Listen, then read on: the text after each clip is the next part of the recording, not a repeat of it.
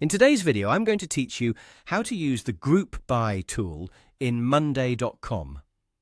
Whether you're a beginner or have some experience with this platform, mastering the Group By tool can significantly enhance your ability to manage and visualize your projects more effectively. The Group By feature in Monday.com is a powerful function that allows us to automatically organize our items on any board according to specific criteria we define. This is incredibly useful because it helps to declutter the board, making it easier to access the information you need without having to sift through unrelated data. To begin, navigate to your board and look for the toolbar located right above the board table. Here, you'll find the Group By button. Give it a click and you'll be all set to start utilizing this feature. We're at the stage where you can start customizing your view and shaping it just the way you need. Once you've clicked the button, the next step involves selecting the column you want to use as the basis for grouping your items. The flexibility of Monday.com really shines here, as you can choose from a variety of columns, such as status, priority, date, name, and more. Essentially, it depends on the columns you've previously added to your board.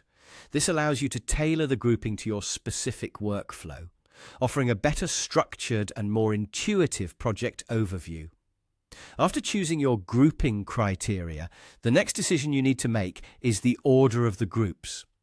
Determining whether you want the items sorted in ascending or descending order, or perhaps in a different sequence, can further refine how you interpret the data. This little customization goes a long way in enhancing information retrieval and interpretation. If at any moment you decide you'd like to go back and view the original board layout, you can simply click on the Clear button. This will revert the view back to its default state, without any grouping applied. It's a handy option for those times when you need a quick glance at the complete ungrouped details of your board. Alternatively, if you like the grouped view you've created and foresee using it often, you can opt to save it. By clicking Save as New View, Monday.com will generate a new view incorporating your specific grouping criteria. Importantly, this new view will remain linked to the original table view. This means that any modifications made in one will be reflected in the other, ensuring consistency across your dashboards.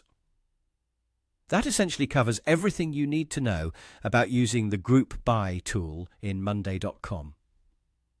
With this newfound knowledge, you'll be equipped to bring a higher level of organization and clarity to your project boards. Happy organizing, and I'll see you in the next tutorial.